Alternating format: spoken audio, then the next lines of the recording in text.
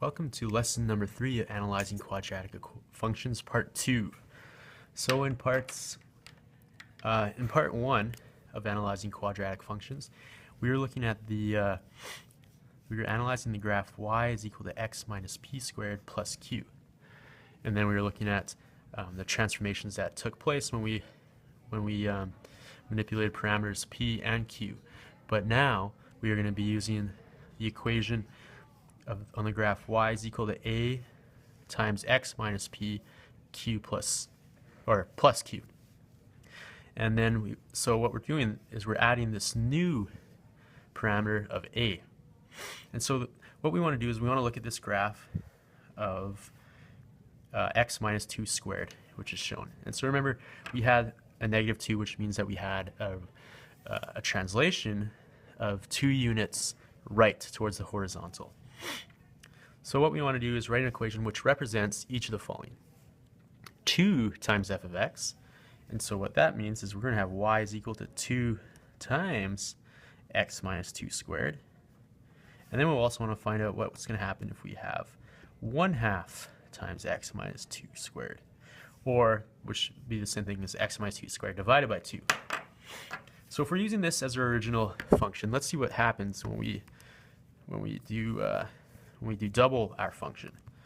Okay, so our original function is x minus 2 squared, and so what's going to happen is we're going to have a parabola that's opening to the right by 2 units, which we expected.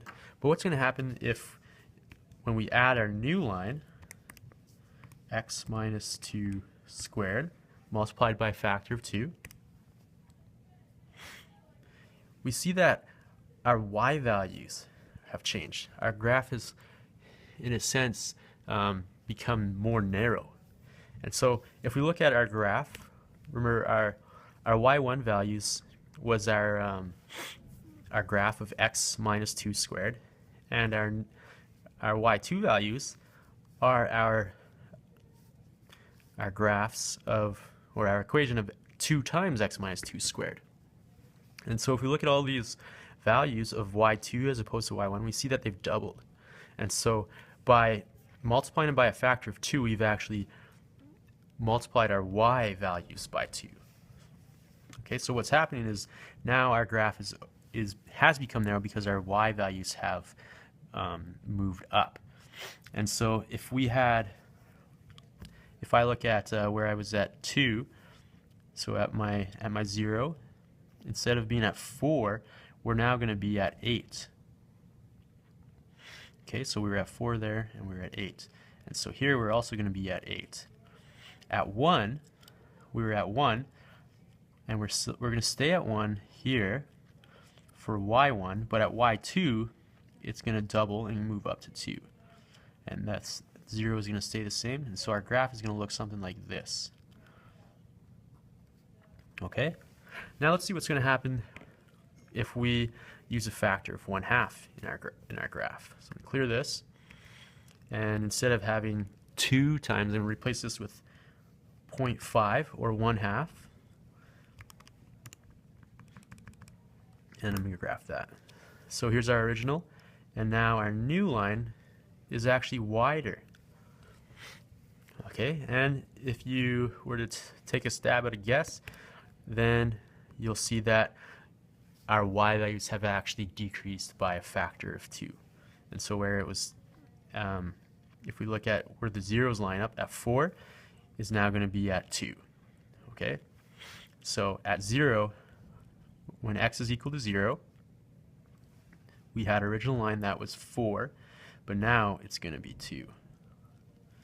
Okay, so this is what this graph is going to look like when we were at 1. So when x was equal to 1, we were at 1, but now we're going to be at 0.5. So it's going to look something like this.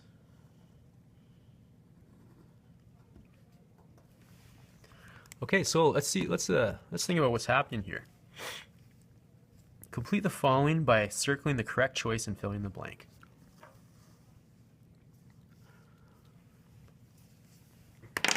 So compared to the graph of x is equal to f of x, the number 2 in the graph of y is equal to 2 f of x results in a vertical expansion or compression by a factor of, well, here we see that our y values were expanded, and that happened by a factor of 2.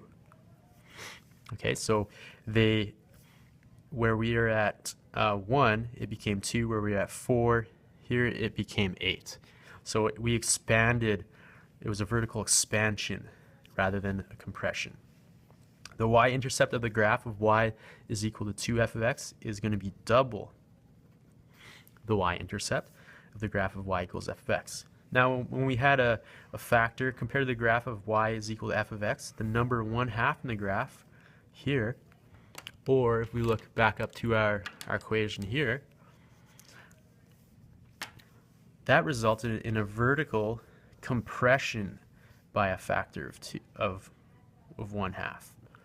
Okay, so it compressed our graph by 1/2, or we would have to divide all those original y values by 2.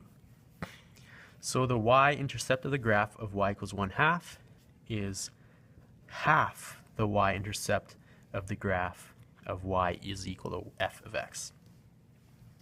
So in math, when we're talking about expansions or compressions, like we just saw here, we call these stretches.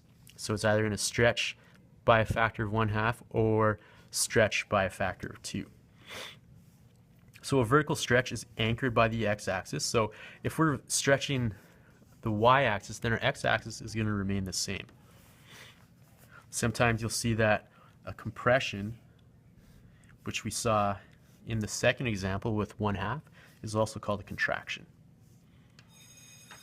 So then describe the effect of the parameter a on the graph of y is equal to a x minus b. So what happens when we have a value of a in an equation?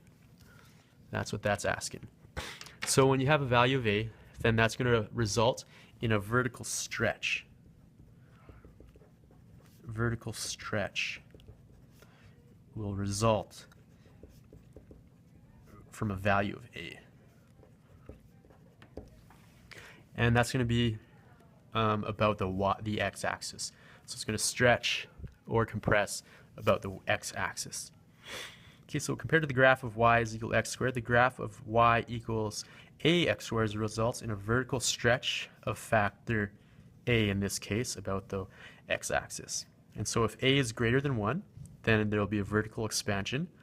But if a is less than or greater than 0, then the parabola will go a vertical compression, just like it did in that second example. Okay, so let's look at how we actually analyze these graphs.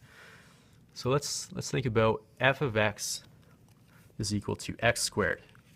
What now is going to happen when we have a different operation in front of that f of x? And so in this case, we have a negative f of x, which means we would have negative x squared. And here we would have negative 2x squared, or negative 2x squared, since we're using f of x is equal to x squared in both cases. And so first thing we need to do is graph these functions. Okay, so I have my original, which is x squared, and that's shown here. But when we have a negative x squared, we are going to have the same graph, but now it's going to open downwards. Okay, so this is when we have a graph opening downwards, is when there's a negative value placed in front of it. Okay, and so what this is going to look like then is we're going to have all the same points, but it's going to line up opposite. So it's going to be 1 and 1. We'll be at 4 and 4, and then we will be at 9, at 3, we'll be at 9 and 9. Okay, so our graph now is opening downwards, and we would have a maximum value if we're looking at here. And so what if we have a negative and it opens downwards? So negative 2x squared. Well, what we're going to see here is a vertical expansion. Okay, so if we have a vertical expansion, then we see that our actual x-axis will be compressed here, so it'll be shortened. Okay, and so then what we have here is going to be 2 and 2, 8 and 8. And so this graph would open this way.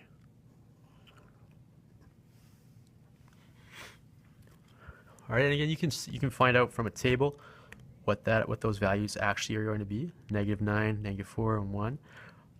If it's opening downwards, and then if you increase it by a factor of 2, it'll be double your y values each time.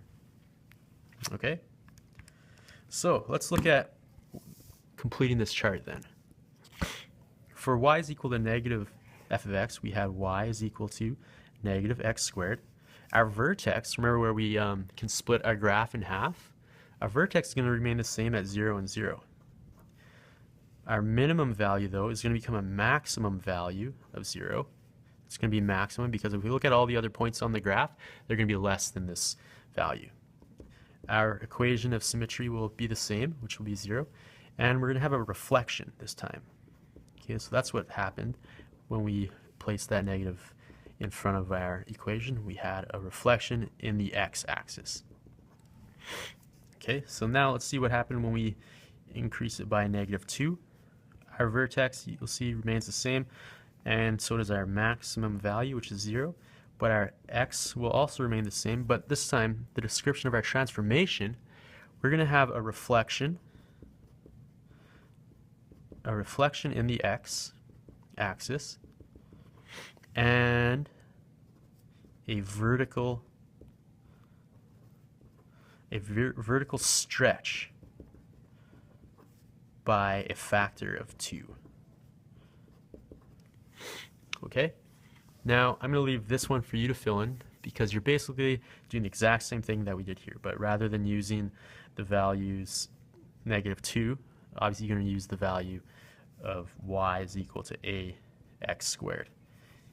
And everything else will remain the same. And then over here you'll have a vertical stretch by a factor of a. Okay, so how does the graph of y equal negative x squared compare to the graph of y equals x squared? Well, we have a reflection in the x-axis. And this one here, compared to the graph of y equals x squared, the graph of y equals ax squared, a being less than 0 results in a reflection in the x-axis and a vertical stretch by a factor of, depending on what a is, and if a is less than 0, then it'll be a negative a about the x-axis.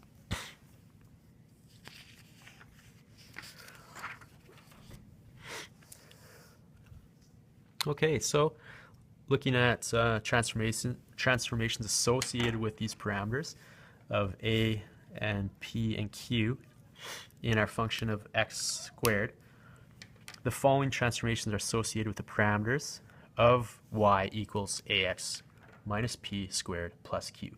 So this is just a brief review of what you've looked at.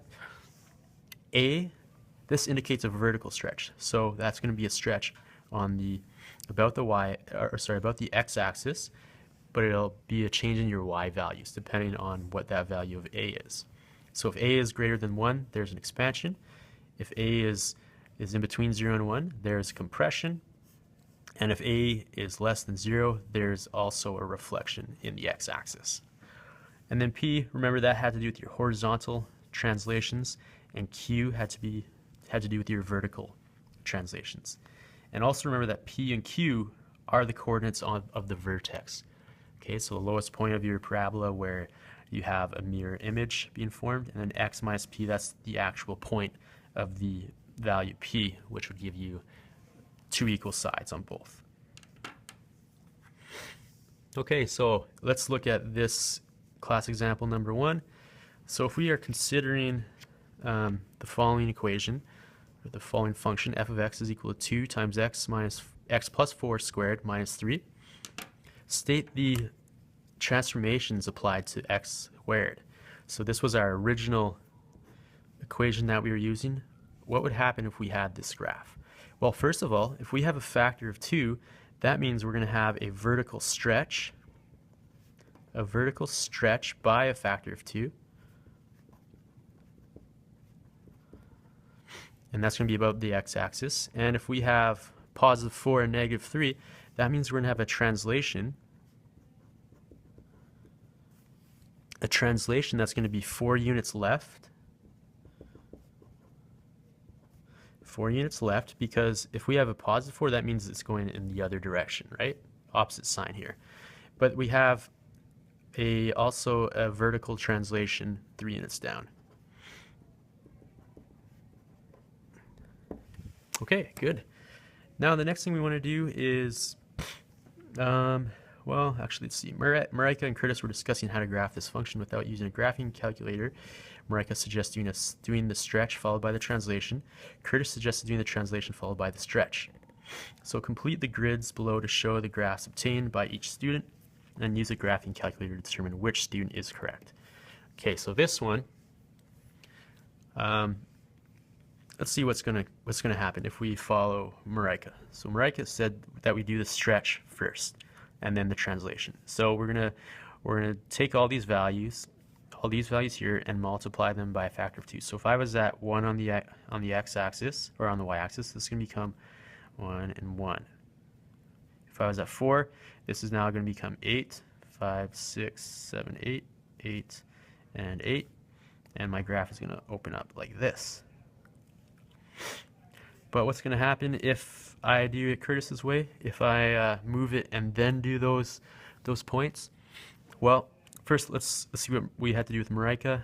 If I'm starting with this point, I want to move it down over here. Okay, so it's 4 units left. So 1, 2, 3, 4, and 3 units down. 1, 2, 3. Okay, so I don't want that point on my graph. And this unit here will be 1, 2, 3, 4, and 3 units down. And this will be where my graph starts, and then it'll just open up in this direction. But what happens if we do that afterwards? So first I'm gonna move this. That's what Curtis did, was he suggested doing the translation and then the stretch. So he's gonna go 4 units left, 1, 2, 3, 4, and then 3 units down, 1, 2, 3. And from this point, he's gonna that would remain the same. But then the rest is he's going to have to expand on this point here rather than at 0. And so that would actually, if he increased this by a factor of 2, that's going to bring him down at, down here. Okay, so right away we know Curtis's solution won't be correct, because this is going to end up, his solution will end up opening across this way. Okay, so it has to be Marika's solution. So Marika is correct. So you have to do your stretches first and then your translations. It can't be the other way around.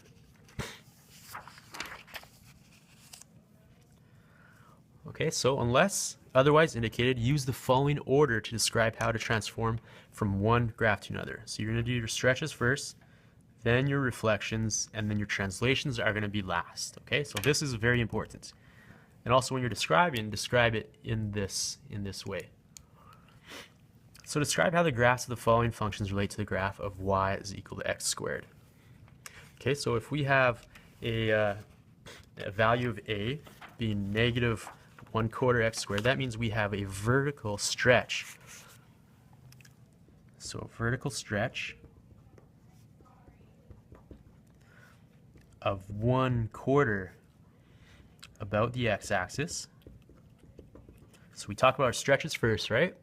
And then we have a reflection in the x-axis because we have a negative there. Now here what you're going to need to do is you're going to bring this 1/3 over here, and I want you to do this one by yourself, but I'll just write the equation out. If I get rid of this 1/3, I have to multiply it by 3 or divide by 1/3, which will bring it onto this side, and that would leave me with 3 x plus 6 squared. And so what's going to happen if you have an a value of 3 and a p value of 6? Okay, so that's what you need to find out. And then class example number 2. The following three transformations are applied in order to the graph of y is equal to x squared. A reflection in the x-axis, a vertical stretch by a factor of 1/3 about the x-axis, and a translation 7 units right. So at the end of the three transformations, the point 1 and t is on the resulting graph. Find the equation of the image function after each transformation. So I know that I'm starting with my equation of y is equal to x squared. Y is equal to x squared. And then I know there's a reflection in the x-axis. So I went from y. If there's a reflection, that means it's going to be negative x squared. I also know that there's going to be a vertical stretch by a factor of 3. So that means that if I have a factor of 1/3 and a reflection, that's going to be negative 1/3 x squared. And last, I know there's also going to be a translation 7 units to the right. So if I have a translation 7 units to the right, y is equal to negative 1/2. 7 units right, that means that has to be a negative p value. And that would be my equation. Remember, if it's 7 units to the left, then we've got to have a positive 7 here. The next thing we need to do is state the coordinates of the vertex on the final graph. Remember that if I don't, my vertex is going to be that first point, and if there's no y value here or no q, that means that's just 0. And so that has to do with my x value. That's my axis of symmetry there, and so that's going to be 7 and 0. And then the next thing we need to do is find the value of t. And so if we use our original equation, y is equal to negative 1/3 x minus 7 squared. And if this case, if we know that 1 is going to be equal to x, then t is equal to y. So that means that t is equal to 1/3 1 minus 7 squared. And so that's going to equal negative 1/3. 1 minus 6 is negative 6 squared is going to be 1/3 times 36, and that is equal to negative 12. So t is equal to negative 12. And then we want to complete this table, but this is something that I want you to do on your own. I'll do this first section. If I have a vertex, I'm looking for these values, negative 3 and negative 4. This is going to be a max value since it's opening downwards, and that's going to be a maximum value of negative 4. I know it's opening downwards because I have a negative sign here. My equation for the axis of symmetry is going to be x is equal to negative 3. That has to do with my p value there. My domain is going to be, they always have to be real numbers here. And then my range has to do with my y values.